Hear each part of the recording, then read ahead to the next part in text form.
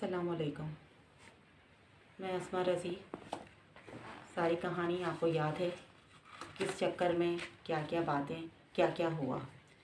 आज जो टॉपिक है वो मेरा टॉपिक नहीं था, लेकिन मुझ पे इल्ज़ाम लगा, तो वो इल्ज़ाम सच्चा है या झूठा ये आपका फ़ैसला है। वो इल्ज़ाम और उसके पीछे की हकीकत बताने के लिए आज का ये व्लॉग है। इल्ज़ाम था कि ये अज़ीमुल शान महफ़िल जो हर साल 12 रबी अव्वल रबीउन नूर आका मोहम्मद सल्लल्लाहु अलैहि वसल्लम की आमद पे, उनकी विलादत पे रफ़ी ग्रुप में मनाई जाती थी, वो मेरे हवस का शिकार हुई। हवस और हवस का शिकार होना, वो भी अस्मा रज़ी के। इल्ज़ाम जिसने भी लगाया उसका नाम आपको सबको पता है। वो इल्ज़ाम किसने लगाया? इल्ज़ाम छोटा सा ही था, लेकिन मैंने सोचा कि अपने तौर पे मैं सफाई पेश कर दूं। अगर आप लोगों को याद हो, Rafi and sons Rafi group defence में सन 2001 में शिफ्ट होते हैं। सन 2001, सन 2020 उस घर का 20वां मिलाद, उस घर का डिफेंस का 20वां मिलाद। हर साल माशाल्लाह उस मिलाद की महफ़िल में तरक्की, रौनक, बरकत बढ़ती जाती थी। डिफेंस की उस महफ़िल में 20वें साल की महफ़िल में पता चलता है कि वो मिलाद जिस जगह होता था हर साल, उस जगह नहीं होगा। क्यों नहीं होगा? क्योंकि पिछले साल सन 2019 में जो लोग आते थे वहाँ पे, उनको मालूम होगा कि किस तरह से सेटिंग होती थी, स्टेज कहाँ बनता था, लेडीज़ के लिए अलहदा पर्दे का निज़ाम कहाँ होता था, कैसा इंतज़ाम था। तो 2019 में पता चला कि जिस जगह स्टेज बनता था, वो स्टेज की जगह या वो इलाका या वो घर जिसका था, उसको एतराज़ था कि हमारा घर इस्तेमाल होता है, हमारे घर के अंदर सारे लोग आते हैं, रहमानी ग्रुप आते हैं, हमारे घर के बर्तन इस्तेमाल होते हैं, हमारे कमरा इस्तेमाल होता है, हमारी चीज़ें इस्तेमाल होती हैं, तो अगले साल से मिलाद यहाँ नहीं होगा। इंतज़ाम वसीम रफ़ी करते थे, वो भी आपको मालूम होगा।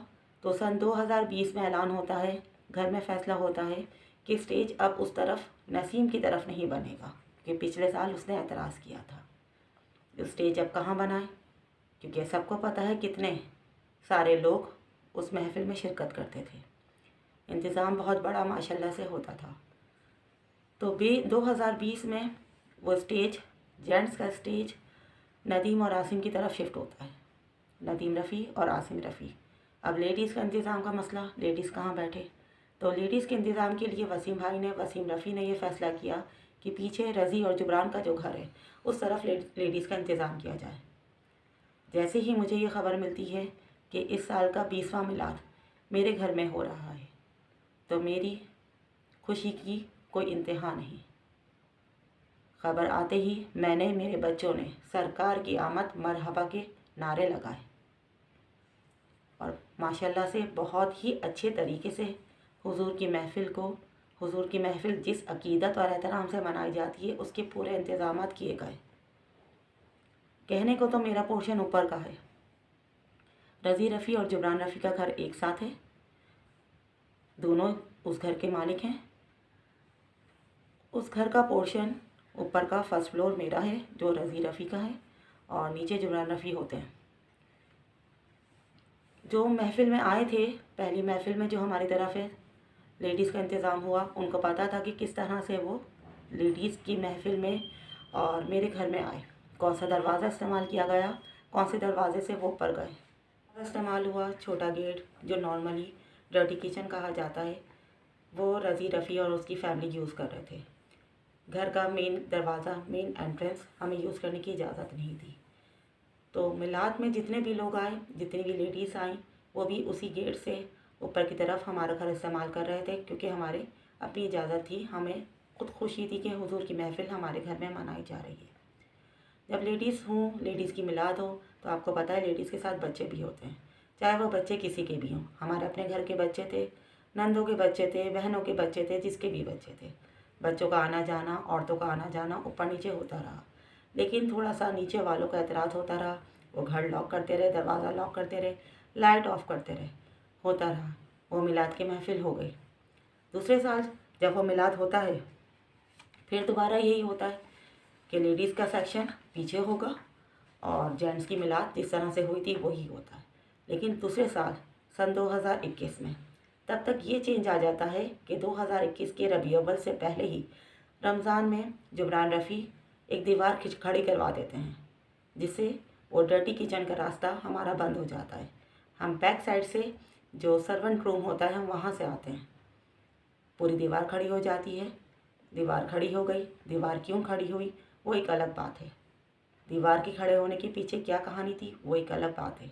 लेकिन दीवार खड़ी हो जाती है, उसके बावजूद फिर दोबारा महफ़िल होती है। हमारा घर अल्हम्दुलिल्लाह, हमारा घर हमारी जान से ज़्यादा हाजिर हमारे हुजूर की महफ़िल के लिए। फिर वो महफ़िल होती है हमारी तरफ। हमने पूरी महफ़िल अल्हम्दुलिल्लाह बहुत ही अकीदत के साथ उसका इंतज़ाम किया। मैंने, मेरे शौहर ने, मेरे बच्चों ने, हर बंदे ने बढ़ चढ़ के हिस्सा लिया। जिस तरह कर सकते थे करा। ज़्यादातर लेडीज़ की महफ़िल में, ख़वातीन की महफ़िल में बच्चे बच्चियाँ मेरे ही पोर्शन में ऊपर होते थे। उनके लिए मैं अलग से इंतज़ाम करती थी, खाने पीने का, खेलने कूदने का। ऊपर अलग से स्टाफ अरेंज किया जाता था ताकि बच्चों को तकलीफ़ ना हो, बच्चों को चोट ना लगे, नीचे की महफ़िल डिस्टर्ब ना हो। ऊपर जो लोग आए, कोई लेडीज़ बुज़ुर्ग ख़वातीन आती हैं खाने पीने की, उनको कोई तकलीफ़ ना हो। कोई वॉशरूम यूज़ करना चाहे तो वॉशरूम यूज़ कर सके, कोई बैठना चाहे, लेटना चाहे, सोना चाहे, बच्चे को सुलाना चाहे, हर चीज़ का ख्याल मैंने जितना कर सकती थी अपनी इस्तिताअत के मुताबिक करा। वो महफ़िल होती है, वो महफ़िल हो जाती है। फिर सन 2022 की महफ़िल में आखिरी महफ़िल जो उस घर में थी, रज़ी रफ़ी के घर में थी, उस महफ़िल में पहली बार ऐसा हुआ कि कोई भी ख़ानदान का बंदा, कोई भी रिश्तेदार मदई नहीं था, यानी उसे दावत नहीं दी गई थी। जितने भी लोग थे वो रहमानी ग्रुप के थे, जितने भी लोग थे वो अपने सोशल सर्कल के लोग थे। ननिहाल से कोई नहीं, ददीहाल से कोई नहीं। मेरी वालदा की हैसियत से नहीं थी, बहन यानी रफ़ी साहब की बहन की हैसियत से नहीं थी, एक बहू की माँ की हैसियत से थी। इसके अलावा किसी को भी नहीं बुलाया गया था, सिर्फ समधियाने थे, ना बाप के बहन भाई, ना माँ के बहन भाई। उस महफ़िल में फिर यही होता है कि बच्चे कहाँ जाएं, बच्चे ऊपर जाएं, नीचे जाएं, कहाँ जाएं, समझ नहीं आता। लेडीज़ के लिए फिर वॉशरूम का मसला होता है कि कहाँ जाएं। तब तक थोड़े से रिश्ते बदल चुके होते हैं। सन 2022 में रिश्ते थोड़े से बदल जाते हैं। फिर ये बात मतलब बोली जाती है कि भाई आपके तो डबल रिश्ते हो गए, आप नीचे जुबरान रफ़ी से दरवाज़ा नहीं खुलवा सकती। ये आसिम की बेगम नदीम की बेगम को कहती हैं। कुछ ख़वातीन ऐसी होती हैं जो ज़ईफ़ होती हैं, बड़े उम्र की होती हैं, उनसे यकीनन जीना नहीं चढ़ा जा सकता। अगर वो वॉशरूम यूज़ करना चाहती हैं या आराम करना चाहती हैं तो वो सोफ़े पे या कुर्सी पे ज़्यादा देर तक नहीं बैठ सकती। उनके लिए आराम का इंतज़ाम करने के लिए मेरा घर तो हाजिर था, लेकिन जुबरान रफ़ी की तरफ से इजाज़त नहीं थी। फिर जब चची जान के लिए इजाज़त मांगी जाती है तो 15 से 20 मिनट लग जाते हैं इजाज़त में देने में, दरवाज़ा खुलवाने में। ख़ुद बतुल जुबरान की जो है भतीजी, उनके लिए भी वॉशरूम के लिए दरवाज़ा नहीं खुलता। बतुल जुबरान की भावज आलिया भाभी का नाम लेते हुए नौकरों से पूछते हुए जाती हैं कि उनका घर कहाँ है, कि उनकी बेटी को वॉशरूम जाना है। इतने बड़े दिल के मालिक लोग हैं कि घर का दरवाज़ा सिर्फ मेहमानों के लिए नहीं खोला जा रहा तो अपनों के लिए भी नहीं खोला जा रहा। मेरा जुबरान रफ़ी से एक ज़माने से बाइकॉट है। वो क्यों है वो भी बहुत जल्द पता चल जाएगा, लेकिन ये चीज़ मैं बता चुकी हूँ। जिससे भी बाइकॉट है उसके पीछे वजह सिर्फ एक ही है। लेकिन उस महफ़िल में फिर दोबारा यही होता है, वॉशरूम का मसला। फिर सन 2023 में जब मिलाद के लिए पूछा जाता है तो सबसे पहले आवाज़ आती है जुबरान रफ़ी की कि मिलाद मेरी तरफ नहीं होगा। नसीम रफ़ी की पहले आवाज़ थी कि जेंट्स का स्टेज मेरी तरफ नहीं बनेगा। फिर एतराज़ होता है सन 2023 में जुबरान रफ़ी का कि मिलाद मेरी तरफ नहीं होगा। रज़ी रफ़ी कहते हैं कि हाँ होगा। घर मेरा उतना ही है जितना जुबरान रफ़ी का है। फिर नदीम रफ़ी और उनकी बेगम कहती हैं कि नहीं, पीछे मिलाद नहीं होगा, यानी हमारी तरफ, रज़ी रफ़ी की तरफ, जुबरान रफ़ी की तरफ, कि वहाँ लेडीज़ का मसला होता है वॉशरूम का। इस ज़िद बहस में पीछे का घर ड्रॉप हो रहा है, नसीम का पोर्शन ड्रॉप हो रहा है। फिर बात आती है खर्चे की कि खर्चा किस तरह से निकलेगा। फिर पता चलता है पैसे तो है ही नहीं। फिर आवाज़ आती है चलें सब अपना अपना हिस्सा डालें। जो मिलाद करवाने के लिए तैयार नहीं, वो मिलाद में हिस्सा कैसे देगा। फिर रज़ी रफ़ी की एक आवाज़ आती है कि पूरा मिलाद मैं करवाऊँगा, मेरे हिस्से में से निकालो। सब घूरते हैं कि तेरे पास इतने कैसे पैसे।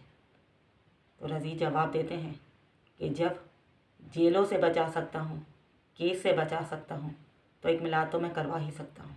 क्योंकि वो जानते हैं और वो मानते हैं कि वो मिलाद की महफ़िल किसकी थी।